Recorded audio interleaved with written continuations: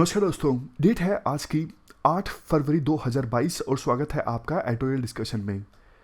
3 issues आज हम discuss करेंगे। सबसे पहले आर्टिकल हम डिस्कस करेंगे हिंदू का, फार्मा इंडस्ट्री में सेल्फ रिलायंस से संबंधित।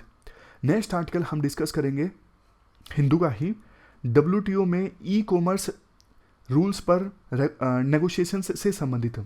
यह आर्टिकल भी इंपॉर्टेंट है। नेक्स्ट आर्टिकल इंडियन एक्सप्रेस का हम डिस्कस करेंगे सी राजा मोहन का ग्रेट पावर राइवलरी से संबंधित। और डिस्कशन स्टार्ट करने से पहले एथिक्स का एक question, falsehood takes the place of truth when it results into unblemished common good. Thirukkural ने यह बात कही थी, उनका ये कोट है। अनब्लेमिश्ड का मतलब क्या होता है? बेदाग। कॉमन गुड मतलब common interest, public interest, society का भला। झूठ जो है वो सच की जगह ले लेता है अगर झूठ से सोसाइटी का भला होता हो। ये बात कही थी थिरुकुरल ने। कोई एग्जाम्पल आपको याद आ रहा है? क्या लिखोगे? मतलब कोई ऐसा एग्जाम्पल याद करने की कोशिश कीजिए। झूठ है, आपको पता है साफ साफ चीज वो झूठ है, लेकिन उससे समाज का भला हो रहा है, तो इस वजह से वो चीज चलती जा रही है। यानी झूठ ने सच का स्थान ले लिया है और लोग उसे एक्सेप्टेबल भी अब मानने लगे हैं। सोच के देखिए, कोई एग्जाम्पल आपके ध्यान में आता हो जो चीज़ झूठ है लेकिन फिर भी उससे सोसाइटी का भला हो रहा है। एक सिंपल एग्जाम्पल देखो, कास्ट सिस्टम का हो सकता है। कास्ट सिस्टम के बहुत सारे बेनिफिट होते हैं। कास्ट सिस्टम से मोबिलाइजेशन होता है, लोगों में जागरूकता आती है, एम्पावरमेंट आती है। सोशियोलॉजी के स्टूडेंट्स आपको बता सकते हैं कि कास्ट सिस्टम के बहुत सारे फायदे होते हैं। यानी सोशियोलॉजिस्ट कहते हैं कि कास्ट सिस्टम से सोसाइटी का भला होता है। लेकिन देखो, वास्तव में आपको भी पता है कास्ट सिस्टम की वजह से कुछ लोगों का कितना ज़्यादा ऑपरेशन हुआ है, समाज कितना ज़्यादा बटा है टुकड़ों में, बहुत ज़्यादा इनजस्टिस, अन्याय हुआ है कुछ लोगों के साथ, और सोसाइटी में इंस्टेबिलिटी आई है। तो कास्ट सिस्टम एक एग्जाम्पल है। सोसाइटी का बेनिफिट हुआ है, लेकिन ये एक झूठ है और इसने सच की जगह ले ली है। और कोई एग्जांपल डिस्कस कीजिए। देखो, यूपी में एनकाउंटर्स काफ़ी ज़्यादा हुए हैं, लेकिन कुछ थ्योरीज ये कहती हैं, कुछ स्टोरीज ये कहती हैं, बहुत सारे उनमें फर्जी एनकाउंटर्स भी हैं और आंकड़े को बढ़ा चढ़ा के बताया गया है। अब देखो, एनकाउंटर्स को बढ़ा चढ़ा के बताया जाता है तो वो इसलिए बताया जाता है कि क्रिमिनल्स में डर पैदा किया जा सके कि देखो इतने सारे एनकाउंटर्स ऑलरेडी हो चुके हैं और आपका भी हो जाएगा अगर आप क्राइम का रास्ता नहीं छोड़ोगे। अब देखो, वैसे एनकाउंटर्स उतने नहीं हुए होते, झूठ होता है, लेकिन फिर भी सोसाइटी का भला होता है, क्राइम कम होता है, तो धीरे धीरे वो झूठ जो है वो सच की शक्ल ले लेता है। ये काइंड ऑफ देखो वही है जो हमने डिस्कस किया था, मीन्स एंड एक्शंस, मतलब मीन्स एंड एंड्स, जो टेलीलॉजिकल अप्रोच है, जो कहती है अगर सोसाइटी का भला होता है तो एक्शन में सच हो या झूठ हो कुछ फर्क नहीं पड़ता। याद कीजिए टेलीलॉजिकल अप्रोच क्या कहती थी? यही तो कहती थी, कंसिक्वेंशियल अप्रोच। रिजल्ट अच्छा होना चाहिए, एक्शंस कैसे भी हों, मीन्स कैसे भी हों, कुछ फर्क नहीं पड़ता। लेकिन देखो, आप इसको पूरी तरह से जस्टिफाई नहीं करोगे। आप बताओगे कि कुछ समय तक तो ठीक है, लेकिन हमेशा हमेशा के लिए हम ये नहीं कह सकते कि सोसाइटी का भला होगा ही। झूठ झूठ होता है, सच सच होता है। आज नहीं तो कल सच सामने आएगा ही, झूठ सामने आएगा ही।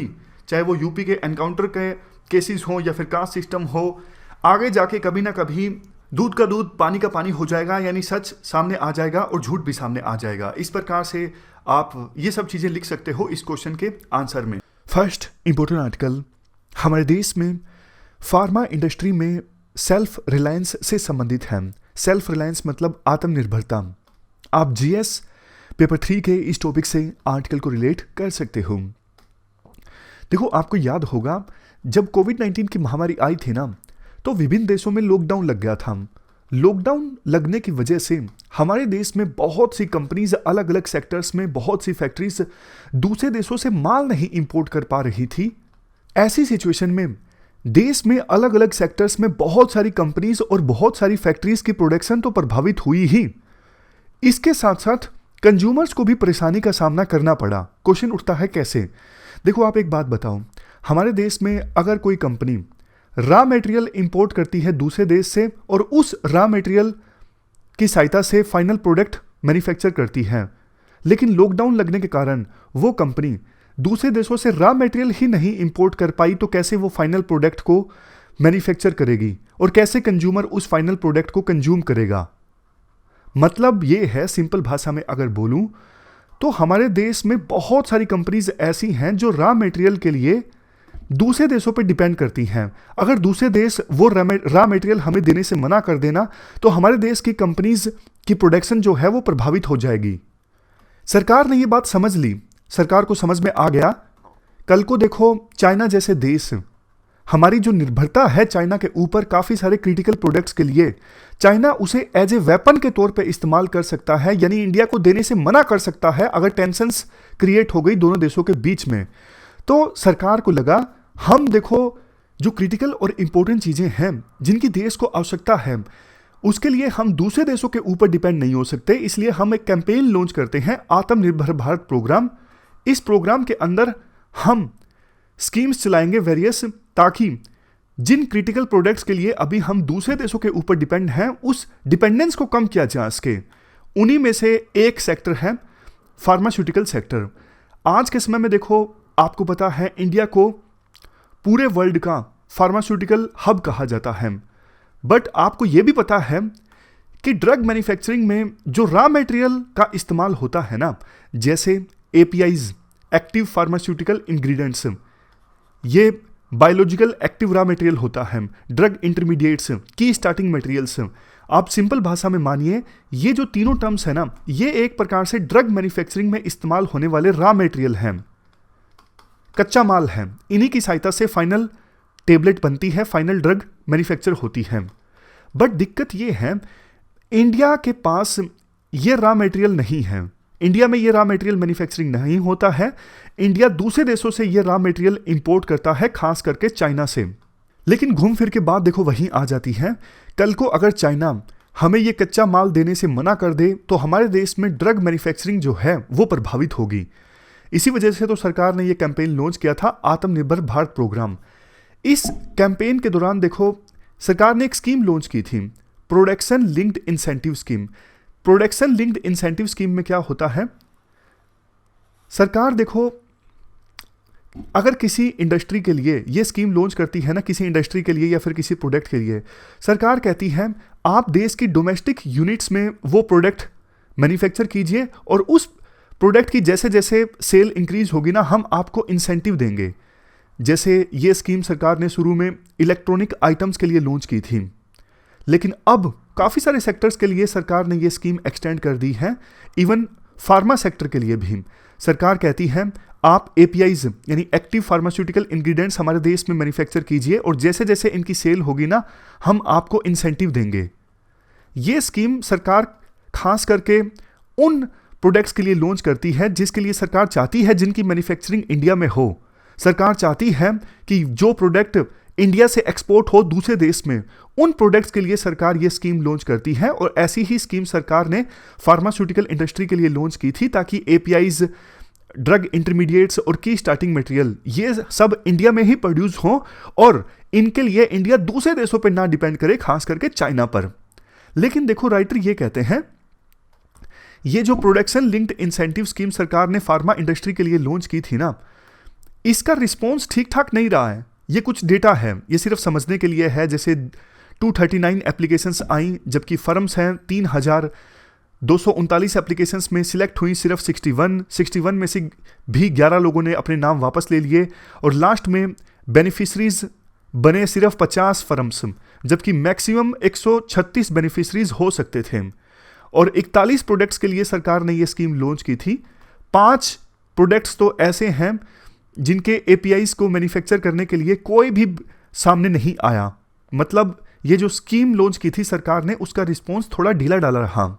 अब क्वेश्चन देखो ये उठता है कि फार्मा इंडस्ट्री में सरकार ने जो ये production linked incentive scheme launch की, इसका रिस्पॉन्स ढीला डाला क्यों रहा, क्या चेंज करने की आवश्यकता है। तो राइटर देखो 3 पॉइंट्स देते हैं मेनली। पहला पॉइंट तो है प्राइस मिसमैच। मैं आपको एक एग्जांपल देता हूं, आप पूरा माजरा समझ जाओगे। देखो मान लीजिए हमारे देश में कोई ड्रग मैन्युफैक्चरिंग वाली कंपनी है जिसका नाम है एक्स। एक्स देखो किसी ड्रग को मैन्युफैक्चर करने के लिए एपीआई इंपोर्ट करता है चाइना से 35 पैसे में, लेकिन हमारे देश की कंपनी उस एपीआई को मैन्युफैक्चर कर पाती है कितने पैसे में? 80 पैसे में। लेकिन सरकार ने ये स्कीम लॉन्च की तो हो सकता है थोड़ा इंसेंटिव मिल जाए डोमेस्टिक कंपनी को, वो 80 पैसे के बजाय लॉन्च कर पाएगी एपीआई 65 पैसे में, इंसेंटिव का फायदा उठाने के बाद। लेकिन आप सोचिए ना, चाइना से एपीआई से इंपोर्ट हो पा रहा था 35 पैसे में, और हमारे देश की डोमेस्टिक कंपनी मैन्युफैक्चर कर पाती है उसे 65 पैसे में, वो भी इंसेंटिव मिलने के बाद। तो भी उस कंपनी को बाहर से, दूसरे देशों से यानी चाइना से एपीआई इंपोर्ट करना ज्यादा सस्ता पड़ेगा।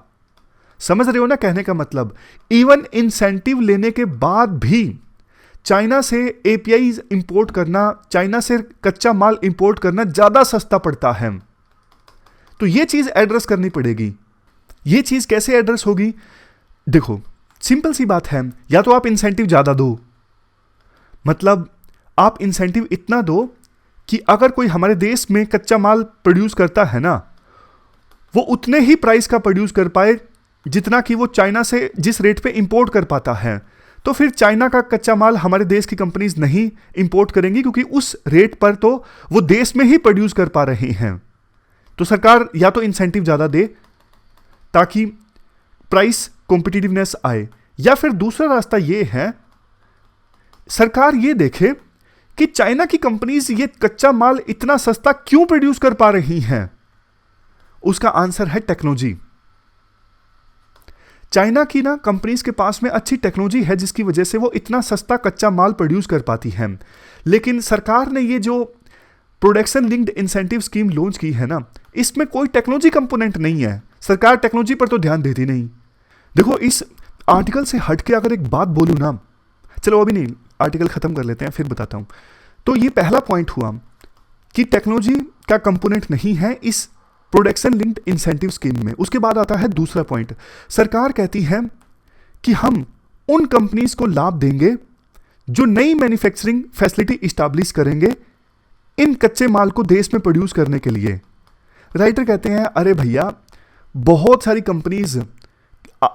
कंपनीज ऐसी हैं जिन्होंने ऑलरेडी मैन्युफैक्चरिंग फैसिलिटी इस्टेब्लिश की थी, लेकिन उन्होंने उन फैसिलिटीज को, उन फैक्ट्रीज को बंद कर दिया। इसलिए बंद कर दिया क्योंकि चाइना से काफी सस्ता माल मिल रहा था।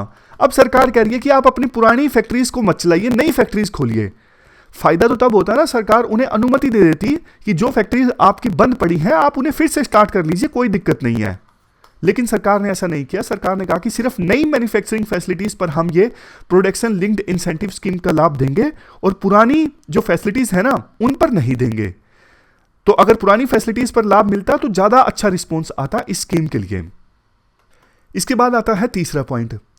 तीसरे पॉइंट में राइटर ये कहते हैं, देखो हमारे देश में जो फार्मास्यूटिकल इंडस्ट्री है ना वो अच्छे से इसलिए डेवलप हो पाई क्योंकि हमारे देश में trade policy, science and technology policy और इंडस्ट्रियल पॉलिसी ये सब कोऑर्डिनेशन में होती हैं फार्मास्यूटिकल इंडस्ट्री के साथ, यानी सिंक्रोनाइजेशन होता है इन सभी पॉलिसीज के बीच में। लेकिन सरकार ने ये production linked incentive scheme launch की है ना, ये बाकी पॉलिसीज से अभी कनेक्टेड नहीं है। तो सरकार को जब ये स्कीम लॉन्च करनी चाहिए थी ना, बाकी पॉलिसीज के साथ कनेक्ट करके लॉन्च करनी चाहिए थी, ऐसा राइटर का कहना है। इसके बाद आता है नेक्स्ट पॉइंट।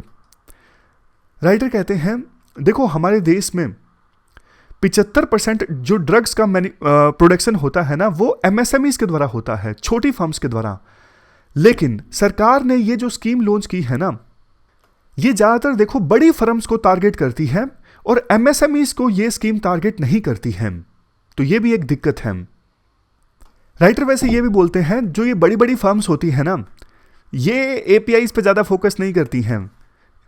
इनको ये लगता है कि जो एपीआईज यानी एक्टिव फार्मास्यूटिकल इंग्रेडिएंट्स होते हैं, इनको तो कहीं से भी ले लो, मेन फाइनल प्रोडक्ट की ब्रांडिंग है, ये बड़ी फर्म्स को लगता है। तो इसीलिए राइटर सजेस्ट करते हैं कि एमएसएमईज पर भी फोकस करना चाहिए था इस स्कीम को। उसके बाद आता है नेक्स्ट पॉइंट। नेक्स्ट पॉइंट ये है, बहुत सारे प्रोडक्ट्स ऐसे हैं जिनके लिए कोई रिस्पॉन्स नहीं आया किसी कंपनी की तरफ से, जिनमें से 5 में से 4 प्रोडक्ट्स तो इस प्रकार से हैं। ये देखो, नियोमाइसिन, जेंटामाइसिन, टेट्रासाइक्लाइन और क्लिंडामाइसिन, ये हैं 5 में से 4 प्रोडक्ट्स जिनको लेके कोई रिस्पॉन्स नहीं आया किसी कंपनी की तरफ से। तो राइटर कहते हैं क्या करें, हो सकता है कि ये जो प्रोडक्ट्स हैं वो इंडस्ट्री के लिए ज़्यादा यूज़फुल ना हो, बट देखो ये प्रोडक्ट्स पब्लिक हेल्थ के लिए यूज़फुल हो सकते हैं। तो इसलिए जो पब्लिक सेक्टर एंटरप्राइजेस है ना, उनको बोला जा सकता है कि आप इन प्रोडक्ट्स को मैन्युफैक्चर कीजिए। वैसे भी देखो शुरुआत में हमारे देश में फार्मास्यूटिकल इंडस्ट्री को इस्टेब्लिश करने में पब्लिक सेक्टर एंटरप्राइजेस का अच्छा खासा रोल रहा था।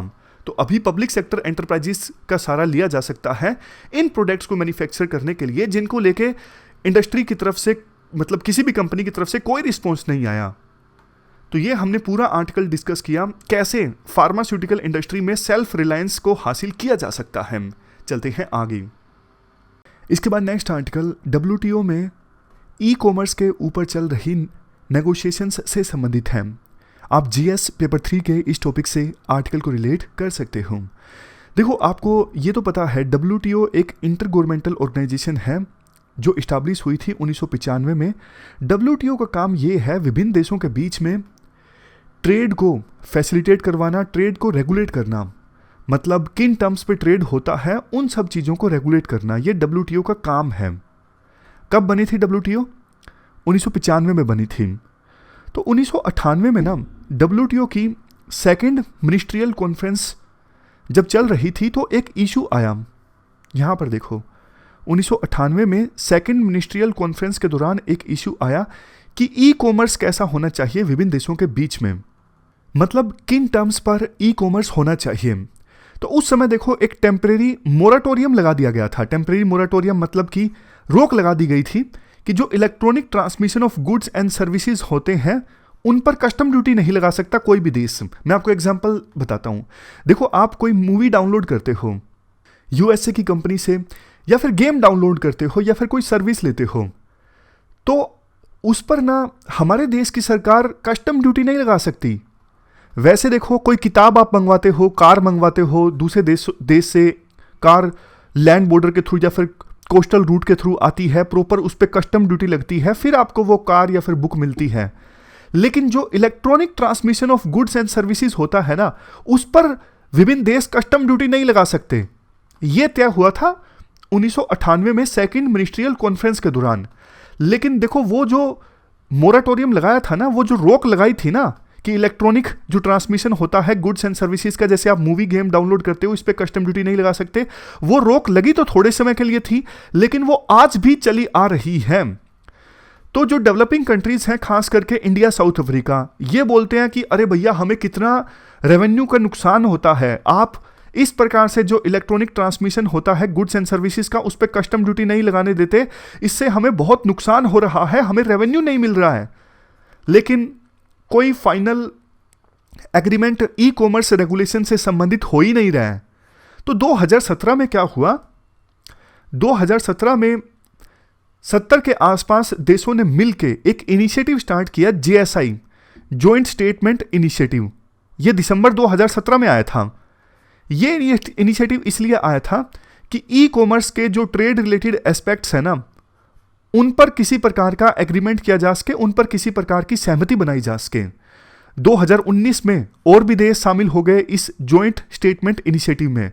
मकसद इस इनिशिएटिव का यही था कि ई कॉमर्स के ट्रेड रिलेटेड एस्पेक्ट्स पर किसी प्रकार का एग्रीमेंट साइन करना। शुरू में 71 कंट्रीज थे, लेकिन बाद में 2019 में कुछ और देश भी आ गए। कुछ देश तो ऐसे हैं जो इस इनिशिएटिव के मेन ऑब्जेक्टिव से, मेन जो इनका विजन है, उससे इत्तेफाक नहीं रखते हैं, जैसे चाइना, इंडोनेशिया जैसे देश। वो भी इस इनिशिएटिव में शामिल इसलिए हो गए हैं क्योंकि उनको लगता है कि इनिशिएटिव के अंदर शामिल होकर हम इनिशिएटिव के विजन का विरोध करेंगे। जैसे याद कीजिए वो आज़ादी की लड़ाई जब लड़ रहे थे तो कुछ लीडर्स का ये कहना था कि हम लेजिस्लेचर के अंदर जाके विरोध करेंगे। उसी प्रकार से चाइना, इंडोनेशिया जैसे देशों को लगता है कि ये इनिशिएटिव तो अच्छा नहीं है, लेकिन इसके अंदर जाके हम इस इनिशिएटिव के विजन का विरोध करेंगे। जबकि दूसरी साइड है इंडिया और साउथ अफ्रीका जैसे देश जो कहते हैं कि हम इस इनिशिएटिव से बाहर रह के इस इनिशिएटिव के जो ऑब्जेक्टिव है उसका विरोध करेंगे। वैसे देखो ये जो इनिशिएटिव है ना, जॉइंट स्टेटमेंट इनिशिएटिव, इसमें जो मेंबर्स हैं वो ग्लोबल ट्रेड में 90% कंट्रीब्यूट करते हैं।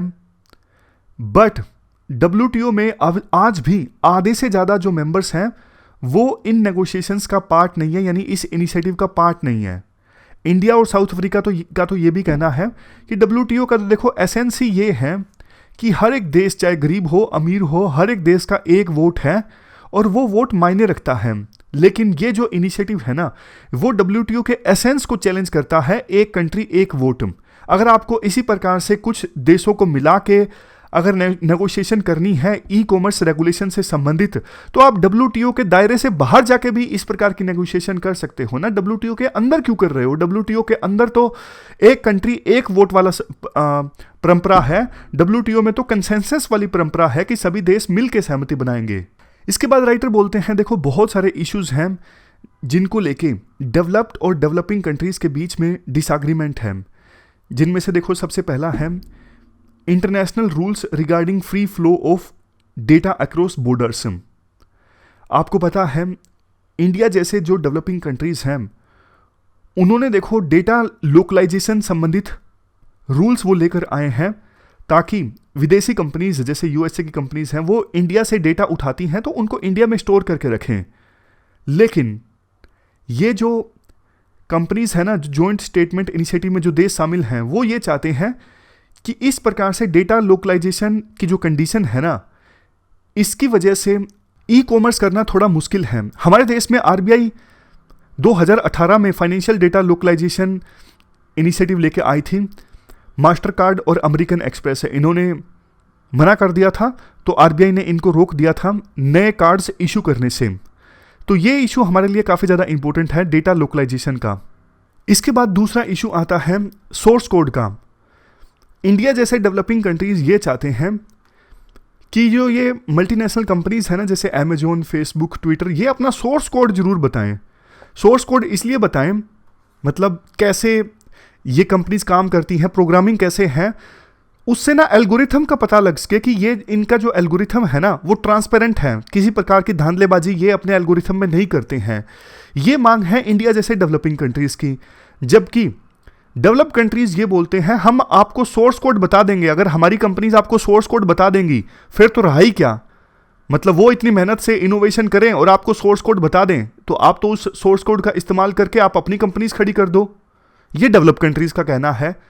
जबकि डेवलपिंग कंट्रीज ये बोलते हैं भैया सोर्स कोड हम इसलिए मांग रहे हैं क्योंकि आपकी कंपनीज का जो एल्गोरिथम है ना, फेसबुक क्या एल्गोरिथम यूज करती है, ट्विटर क्या एल्गोरिथम यूज करती है, हमें वो पता करना है ताकि गलत एल्गोरिथम ना हो, किसी प्रकार का एल्गोरिथम में कोई कमी ना हो जिसकी वजह से हमारे देश में डिस्क्रिमिनेशन हो कंज्यूमर्स के बीच में या फिर कुछ और नुकसान हो। देखो ये जो डिबेट है ना, कुछ वही डिबेट है जो पहले चला करती थी कॉलोनिज्म के समय में। कॉलोनिज्म के समय में क्या हुआ करता था, जो ये डेवलप कंट्रीज थे यूके जैसे, वो इंडिया जैसे देशों से कच्चा माल इंपोर्ट करते थे और फाइनल प्रोडक्ट्स को मैन्युफैक्चर करते थे। आज के समय में वो ना इंडिया जैसे देशों से डेटा ले रहे हैं और उस डेटा का इस्तेमाल कर रहे हैं, मतलब और ज़्यादा इन्फ्लुएंस जमाने के लिए डेवलपिंग कंट्रीज़ के ऊपर। जबकि डेवलपिंग कंट्रीज़ ये बोल रहे हैं भैया हमें हमारे डेटा पर सोवरेनिटी चाहिए, हमारे देश से जो डेटा इकट्ठा हुआ है ना उस पर हमारे देश का हक है, उसको कैसे यूज़ किया जाए वो हम डिसाइड करेंगे, ना कि आप। तो ये डिबेट है डेटा सोवरेनिटी मतलब वर्सेस डेटा कॉलोनिज्म। आज के समय में देखो India as a digital economy evolve कर रहा है। बहुत सारी चीज़ें अभी इंडिया में आनी हैं, जैसे surveillance reforms, personal data protection का कानून नहीं आया है, एल्गोरिथम गवर्नेंस नहीं आई है, नॉन पर्सनल डेटा रेगुलेशन, ये सब चीज़ें इंडिया में आएंगी अभी। तो ऐसा ना हो कि WTO में ई कॉमर्स से संबंधित जो नेगोशिएशन चल रही है ना, फाइनल एग्रीमेंट इस प्रकार का साइन हो जाए कि इंडिया की जो पकड़ है ना इन सब इश्यूज पर कमज़ोर हो जाए। इसलिए ये जो नेगोशिएशन है WTO में चल रही हैं ई कॉमर्स संबंधित, ये इंडिया के इंटरेस्ट के लिए काफ़ी ज़्यादा इंपॉर्टेंट हैं। पहले देखो RCEP में इंडिया काफ़ी सालों तक नेगोशिएशन करता रहा लेकिन फाइनल हिस्सा नहीं बन सका। और भी काफ़ी एग्रीमेंट्स हैं जिनका हिस्सा इंडिया नहीं बन सका। इंडिया पूरी तरह से बाहर भी नहीं रह सकता, बाहर रहेगा तो अलग थलग पड़ जाएगा। तो इंडिया के पास क्या रास्ता है? इंडिया के पास देखो 2-3 रास्ते ये हैं कि एग्रीमेंट में इंडिया शामिल हो जाए ई कॉमर्स के ऊपर, लेकिन इंडिया ये बात मनवा ले कि कुछ एक्सेप्शंस हों ई कॉमर्स से संबंधित। मतलब जब लेजिटिमेट पब्लिक पॉलिसी ऑब्जेक्टिव की बात आए या फिर सिक्योरिटी इंटरेस्ट की बात आए, तब हम उस एग्रीमेंट को नहीं मानेंगे। इस प्रकार का प्रोविजन इंडिया करवा सकता है।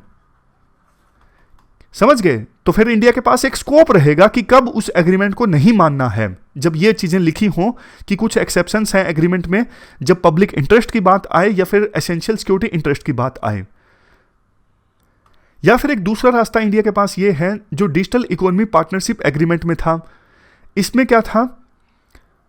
इसमें देखो एक प्रोविजन ये था कि आप एग्रीमेंट में जो जो मॉड्यूल्स को मानना चाहो तो मान सकते हो, जिसको इग्नोर करना चाहो इग्नोर कर सकते हो। तो ई कॉमर्स पे एग्रीमेंट तो हो जाए, लेकिन उसमें छूट हो कि कौन सा देश ई कॉमर्स एग्रीमेंट के अंदर कौन से मॉड्यूल को मानना चाहता है।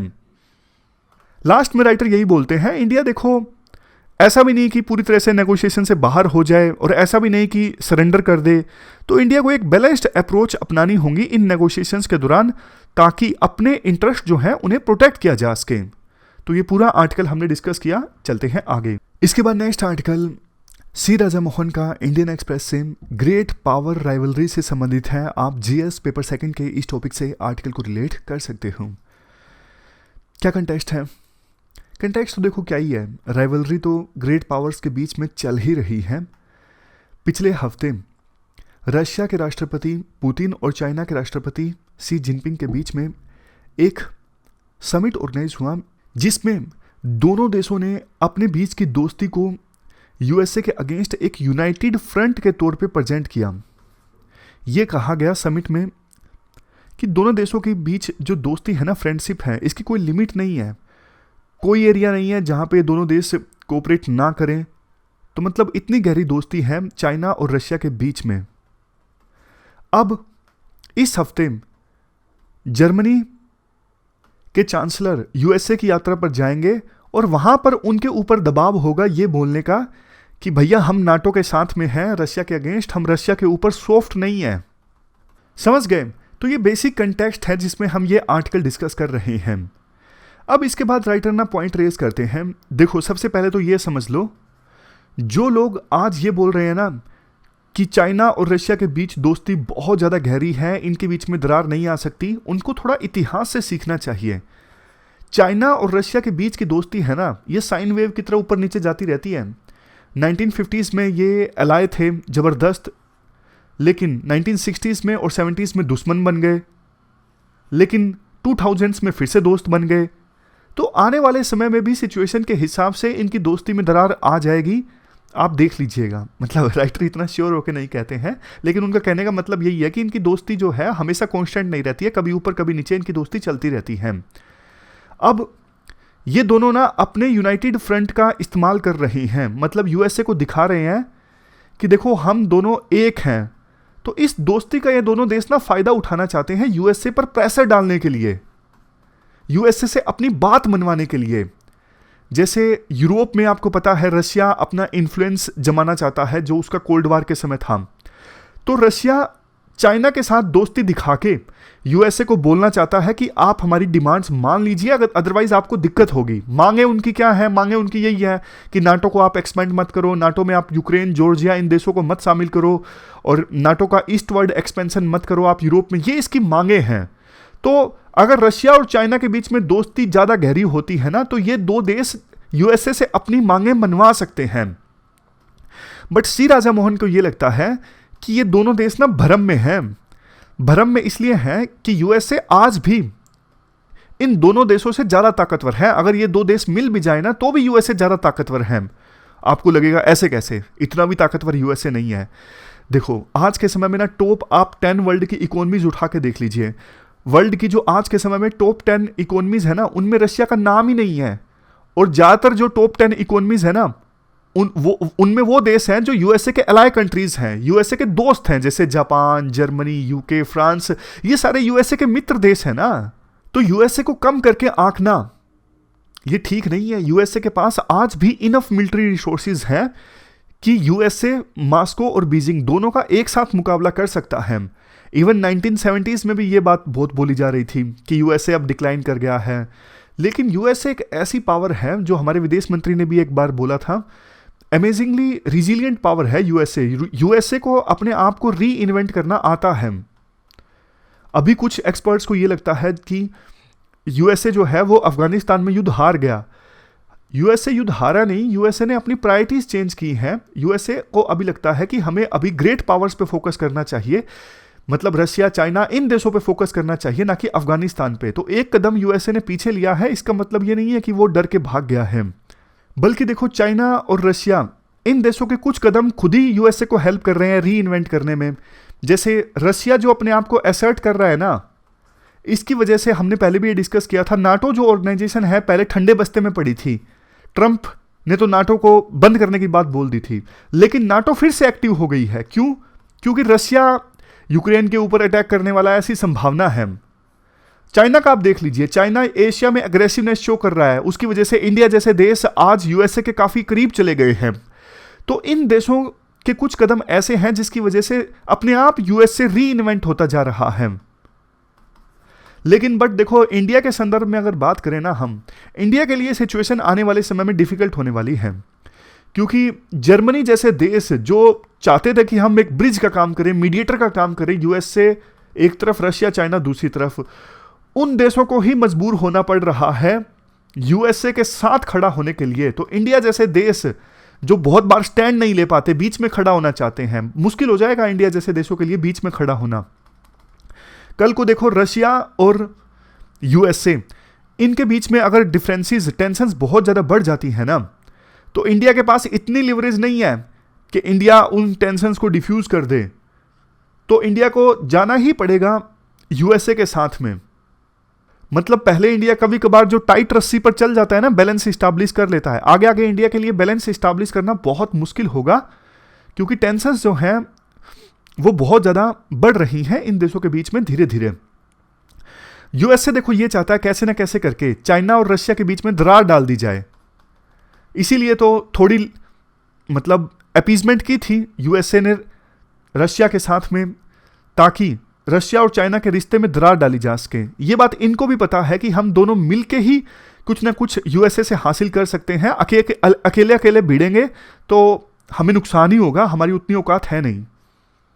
इसलिए तो बार बार पुतिन और जिनपिंग जो है आपस में मिलते हैं और यूनाइटेड फ्रंट शो करते हैं यूएसए के सामने। लास्ट में देखो एक बात ये बोली जाती है, यूएसए के पास एक एडवांटेज डेमोक्रेसी का भी है। बेशक देखो पुतिन और जिनपिंग ये स्ट्रॉन्ग लीडर्स हैं, ऑथोरिटेरियन लीडर्स हैं, और ऑथोरिटेरियन रेजिम का फायदा होता है, लेकिन नुकसान भी होता है। जब ऑथोरिटेरियन रेजिम ध्वस्त होता है ना, तो फिर वो देश बहुत कमजोर हो जाता है। जैसे देखो शीशा होता है, कांच का शीशा जो होता है ना, वो वैसे तो स्ट्रॉन्ग होता है, लेकिन थोड़ा सा भी टूटता है ना, वो पूरी बोतल ही टूट जाती है। तो उसी प्रकार से चीज चाइना और रशिया के साथ में है। पुतिन को अगर कुछ हो गया या फिर कुछ भी प्रोटेस्ट फैल गया रशिया में, तो इतना जबरदस्त प्रोटेस्ट फैलेगा कि वो रशिया बहुत सालों के लिए कमजोर हो जाएगा। फिर उसी प्रकार से सेम सिचुएशन चाइना के साथ में है। स्ट्रॉन्ग लीडर्स की यही दिक्कत होती है, जबकि यूएसए में तो डेमोक्रेसी है। यूएसए में ट्रंप पहले थे, बाइडन आए, तो सिस्टम चलता रहता है, एज सच बहुत बड़ी दिक्कत नहीं आती है। तो ये हमने पूरा आर्टिकल डिस्कस किया ग्रेट पावर राइवलरी से संबंधित। हमारी आज की इस डिस्कशन में इतना ही है। आज हमने 3 इश्यूज को डिटेल से डिस्कस किया। Thank you very much for discussion.